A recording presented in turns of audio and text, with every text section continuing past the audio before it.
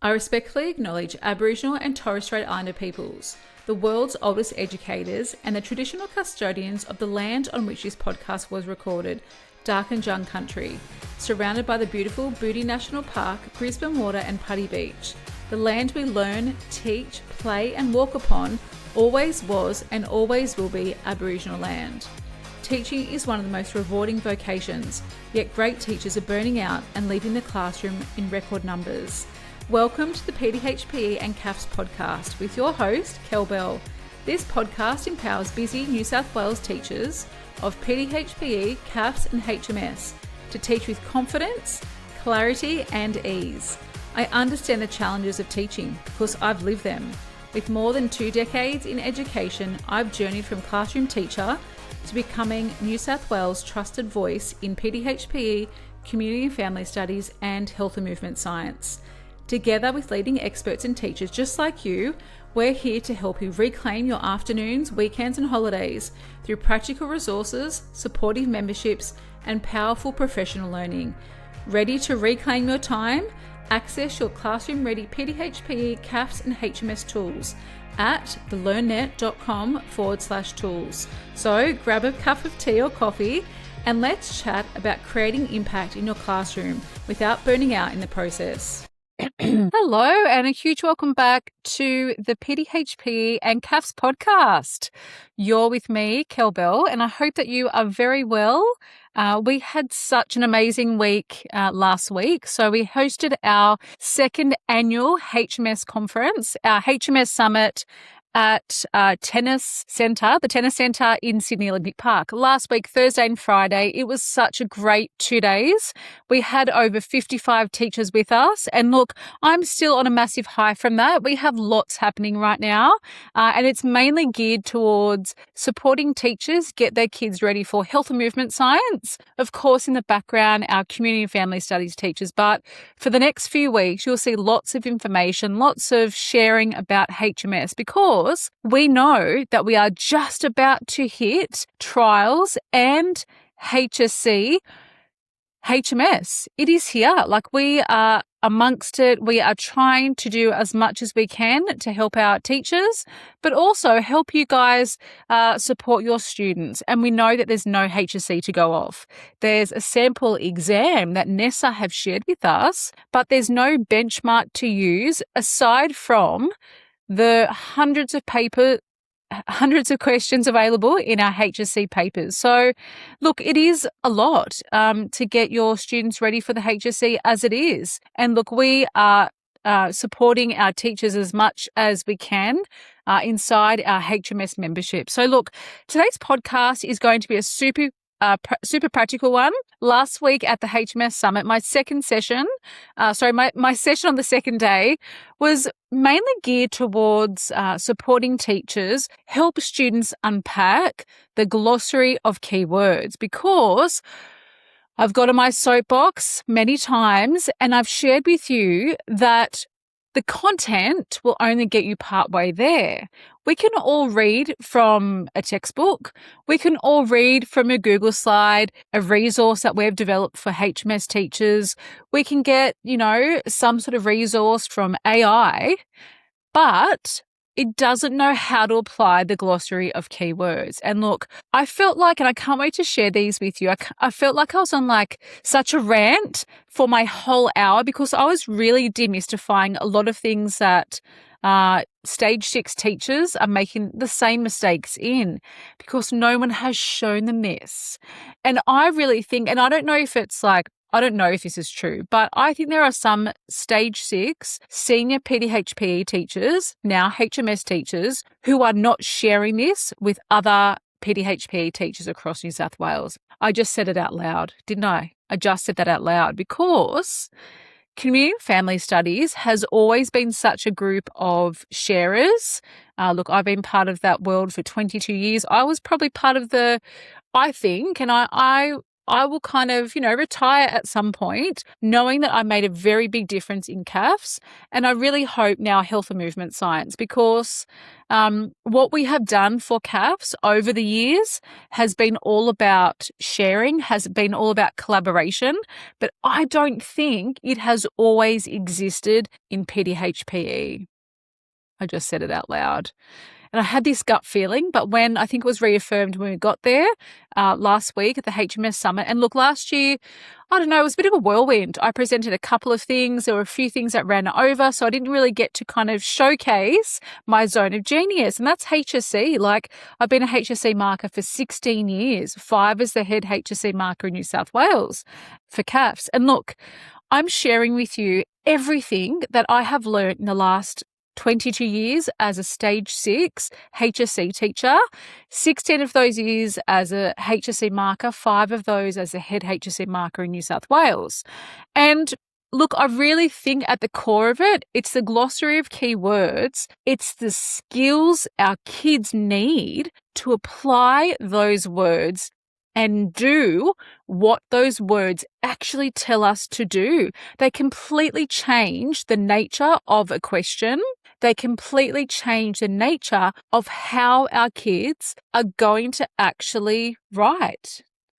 And look, no one's showing us what that looks like. Apart from me with CAFS, apart from me inside our HMS membership, teachers are just kind of assuming that they've taught those glossary of keywords. So I'm sharing with you 3 things that you can do really simply to change the nature of this. And it starts with you personally knowing what these words mean. So you need to be able to differentiate, recognize that there is a difference between explain, assess, examine, justify, discuss, compare, contrast, evaluate, to what extent, analyze. They are all very different words. Now, I know that if you haven't been shown the difference, this is going to be completely new to you.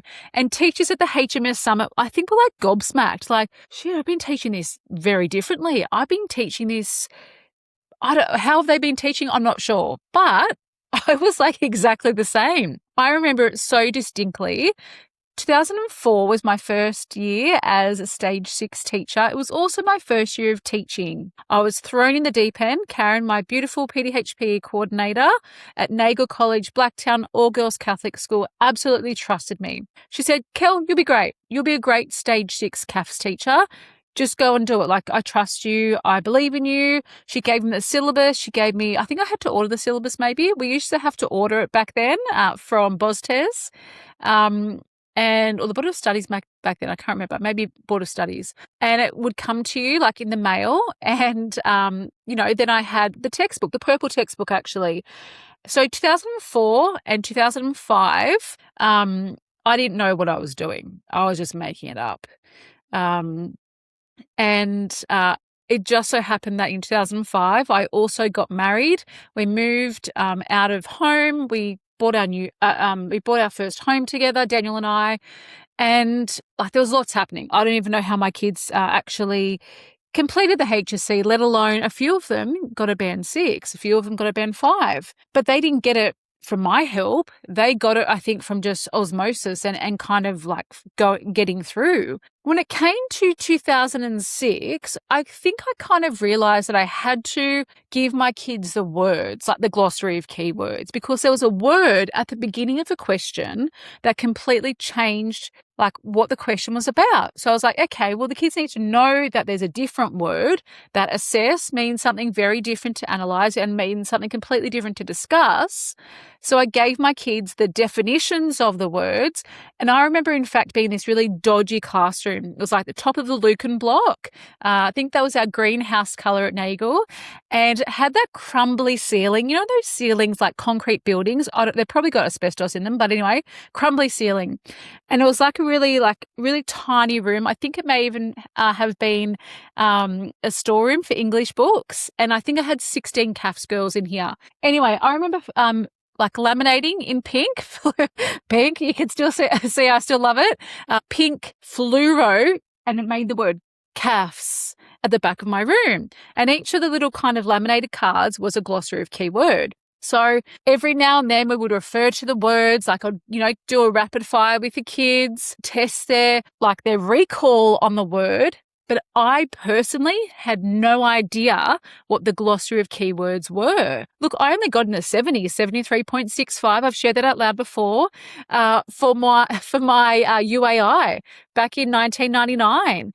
I just passed, I think. Anyway, look, 70 is probably okay. It's probably pretty good. But I had no idea. Like, I wasn't taught that. I wasn't taught that there's different words. And then you kind of show the marker that there's these different things. Anyway, my big CAFS words, my kids could recall the definition, but they had no idea how to apply the glossary of keywords in a response. And I don't know how that year that Steph got a band 6. I think Sam may have got a band 5. We had another Steph got a band 5. Lisa got a band 5. Look, we had a very mixed ability group, and most girls got over a band 4, which was great in my second HSC round through. Anyway, moral of the story is that we can't just give the kids the words. We have to be able to differentiate for ourselves the difference between the glossary of keywords. So we did a whole activity at the HMS Summit. Like I've said, I could write a book about this. I could get on my soapbox, which I usually do about this, but you need to be able to differentiate the difference between what explain is and what assess is. And how do you know? Well, there's different words, there's different expressions, there's different skills that go into actually applying these words. If you would love a free resource, and I shared it last week, the learnnet.com/maximize, and it includes our glossary of keywords posters. It includes our run fast strategy, I think, to unpack a question. And look, if you want me to show you this, we have like hundreds of resources inside our HMS membership that does this. So the posters are great, but you need to be able to be shown what these look like in a response. And that was our whole activity last week at the HMS Summit. I actually created I've actually got it in front of me, 2 questions, 2 ideas. One was around, focus area 1 was around digital health and assistive technology in supporting healthy aging in Australia. So it was like digital health and technology, essentially. Then we did a number of different answers, that showcase what explain looks like in a response. And then we did the same for focus area 2. And I showed the teachers at the HMS Summit last week that assess looks very different. There is a different structure to assess. You need to be able to show the kids that these structures actually exist. There's a completely different approach, a step-by-step approach when we're teaching these to our kids. And the kids then have to show the marker what that looks like. So the first thing is to differentiate between the glossary of keywords. The next one is to be able to model it. Now, if you have never been taught the difference between explain and assess, or assess and discuss, how are you going to teach it to the kids? How are you going to show them what that looks like in a response? You might struggle. Honestly, you might struggle to actually see what that looks like. And look, I just had an email from Soph. Soph is one of our beautiful members. She lives in regional New South Wales. She's very new to stage 6, and I've been mentoring her because she's in our HMS membership and our CAFS collective membership.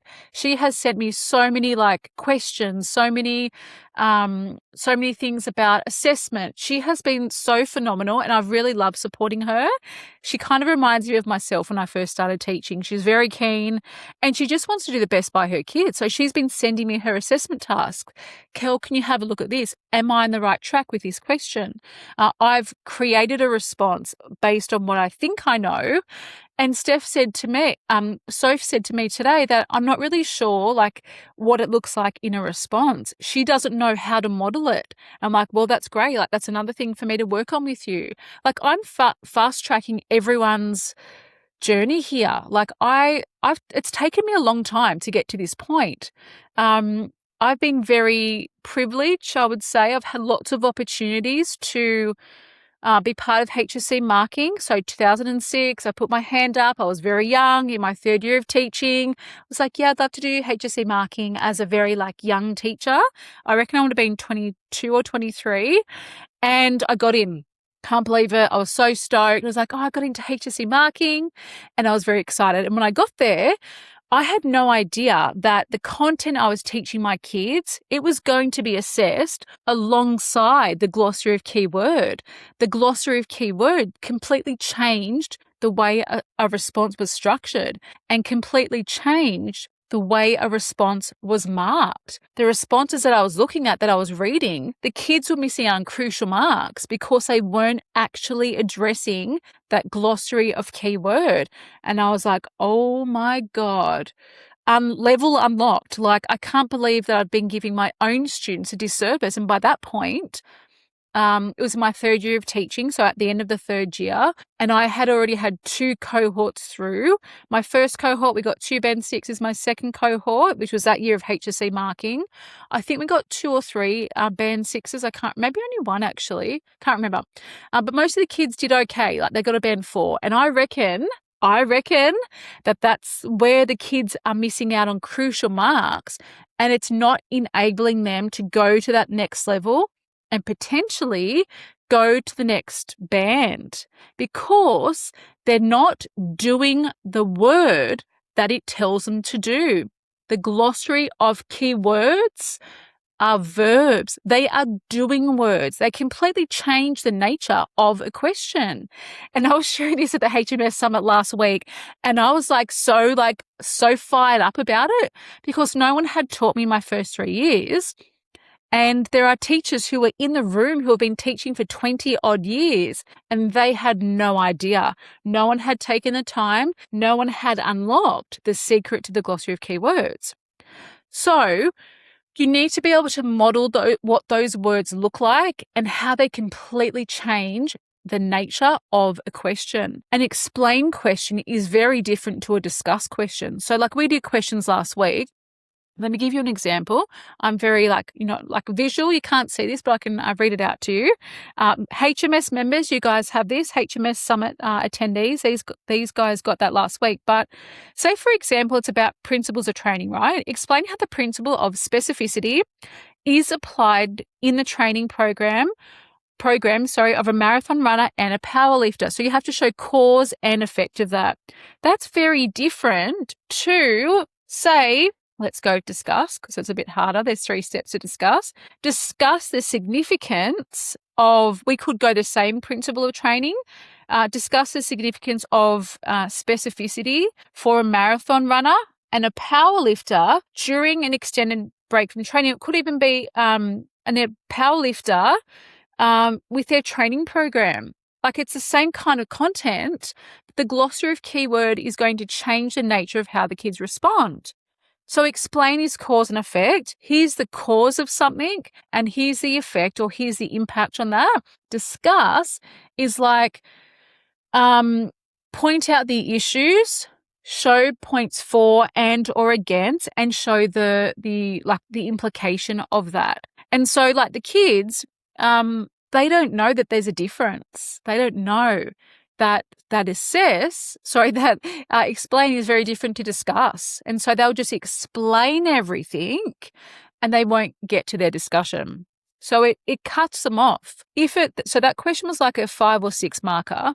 If it's a 6 marker and they're only explaining, they're only kind of partway there, they might get like a 4 out of 6. They're still missing out on 2 crucial marks because they're not actually addressing the glossary of keyword. They're just explaining.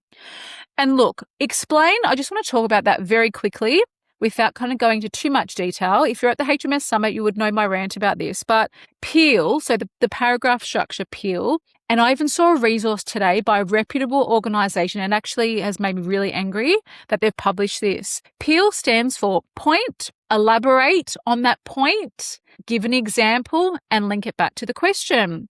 And this particular organisation, this publisher, and lots of teachers across New South Wales and across Australia, I would imagine, are teaching the first E of peel as explain. Explain is different to discuss, and it's different to analyse.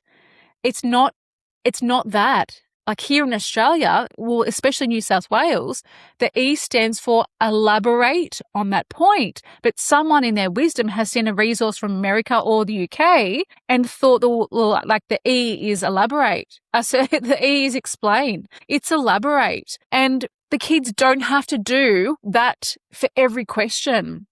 And I really think that's where alarm is a little bit confusing. Alarm is great in essence. It shows a progression from like identifying something all the way through to analysing something.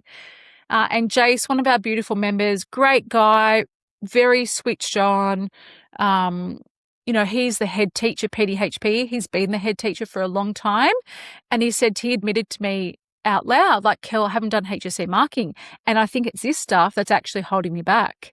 And I was like, well, that's okay, Jace. Like you now know this. Like, and he was taught that alarm, like the kids have to do every step of alarm to then get, like if it's discuss, they need to do everything from like identify to discuss, or if they're analysing, they have to do everything from identify all the way up to analyse, including discuss. No wonder why the bloody kids are so confused, because we're confused as well. Alarm will only get our kids halfway there. Alarm helps us show progression. Alarm is not the answer. You need to tell the kids that every single word completely changes the nature of a question. Like explain is different to assess, which is different to evaluate. Well, assess and evaluate the same. Different to analyze, different to discuss. And like I said, like we can learn the content, but if no one has shown you how to actually show what these words do, show how these words change a completely different question or a completely different paragraph, it's time it actually helped you get unstuck. So I'm hosting a free webinar this Thursday night about this exact thing, how your students how they can actually maximize their marks in HMS by just doing this one very, I'm not going to say simple, but straightforward change. If you would love to join us, the learnnet.com/marks is where you can head over to socials and just comment the word marks on a couple of our posts, and you'll see this. But the LearnNet, so our website /marks is where you can go to sign up, join us, spend a whole hour with me, pick my brain about these glossary of keywords, and I'll show you what they look like. And of course, our health and movement science members have so many resources to help with this. Scaffolds, templates, resources, strategies to help you guys actually teach this stuff. So the first strategy to help with this was to differentiate between the glossary of keywords, like make sure you know the difference. The next one is to model it for the kids. We need to model it in class, like break it down, show them there's a strategy, show them that there's a step-by-step approach, give them some language to help them actually apply these glossary of keywords. If you want that resource, the learnnet.com/maximize is where you can go to grab that. They're posters to help you. But if you're like, yeah, that's great, Kel, thanks for the posters, but I still don't know how to do it, I will show you on Thursday night how to help your kids. So the third one is to be able to recognize it in a response. And I reckon that's the hardest. That has taken me a very long time to learn. I can scan a response, and I showed the teachers on Friday last week. Look, it was a very rushed version in an hour. It's taken me like 22 years to get to this point, but I can quickly skim a response and I can see where the kids have actually addressed the glossary of keywords because I've marked over 40,000 student responses and growing. Like teachers send me their student responses. We have HMS members sending student responses in to say, hey, Kel, I've never done HSC marking. Am I on the right track? Hey, Kel, can you please look at this for me? Because I have no idea. CAFS members get that as well, by the way. So you need to be able to help the kids actually explicitly answer these questions. And the glossary of keyword has changed the nature of those questions. So we need to be able to differentiate. We need to be able to model these, and we need to be able to recognize them in a student response.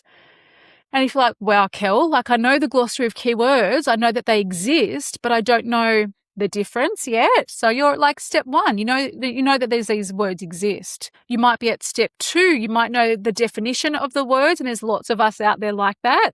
You can define it. Like my kids with the big fluoro pink calves, they could define it. They certainly didn't know how to respond in that way. They didn't know what it looked like in a response. They didn't know the step-by-step process that they could use to actually, to model like that response, and they certainly couldn't recognize it in a sample response. Now, we're just like tip of the iceberg, like underneath, I would say. Like we've got like HSE stuff. We're kind of like at like surface level here. Everything that sits underneath the surface of a good HSE response. It's not just the content. The content is like above the surface, I reckon. Like I'm trying to give you an analogy, by the way. I'm not very successful, but if it's like an iceberg, all the content's up here. We know the kids have to have a peel paragraph structure, not using the explain part. It's elaborate. The second E is elaborate, don't forget.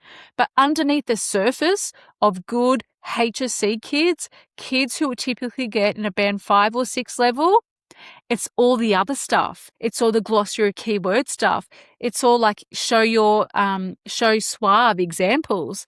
And if you're like, what the hell is even suave? That's another story for another day. But we would love to have you on Thursday. If you've got nothing to do and you want to join us for an hour of power, we will show you how to maximize your student marks in HMS.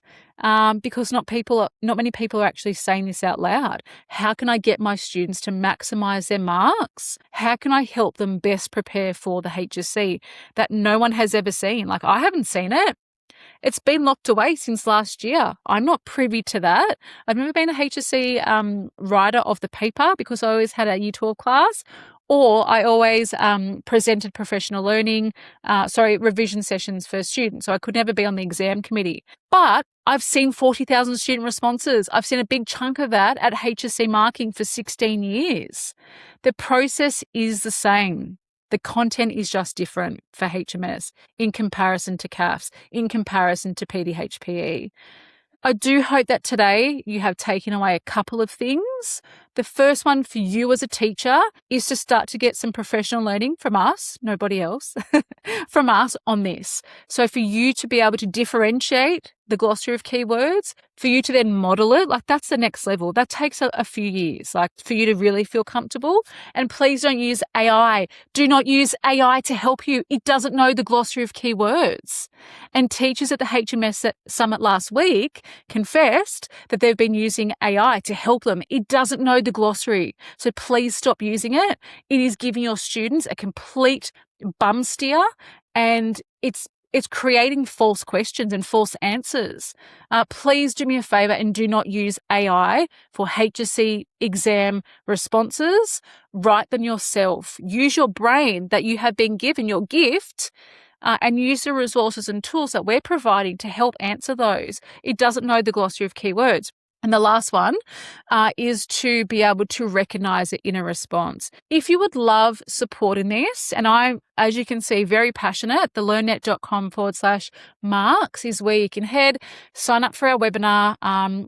It will be recorded, but it's much better coming in person because you can actually ask me questions. We can have a chat over Zoom. But that's this Thursday, August the 6th. And we're going to help you. We're going to unlock this. You're going to see below the surface of what it really looks like to achieve great results for the HSC, especially in HMS. A huge thank you to all the beautiful teachers who joined us last week. Hopefully you have been seeing behind the scenes on social media what it was like. 2 days of magic, great location. We're doing it all again next year and we'd love to have you. So all the details are on our website for next year's waitlist. We do try to cap it at about 65 teachers because we know professional learning with us is done very differently. Anyway, have the most amazing week. You know where to find me on socials, kellybell.coach. Send me a message. I can chat with you there. I can send you a voice note. Or if you want to write me an email, please do so. And I can't wait to see you guys on Thursday night. Take care. Have a great week. This episode was brought to you by the K-6 Primary and 7-10 PDHP memberships, the CAFS Collective, and the Health and Movement Science membership. Our community is designed to support and empower busy teachers like you. Explore them along with a suite of helpful teaching tools at thelearnnet.com. If you've loved today's episode, don't keep it to yourself. Share it with a colleague, take a screenshot and tag me on Instagram at kellybell.coach. I love seeing what resonates with you. Make sure you subscribe to Apple Podcasts or Spotify to stay connected. And if you took even one thing away from today's chat, I'd be so grateful if you could please leave us a review. See you next week. Here's to finally reclaiming your time as a busy New South Wales teacher.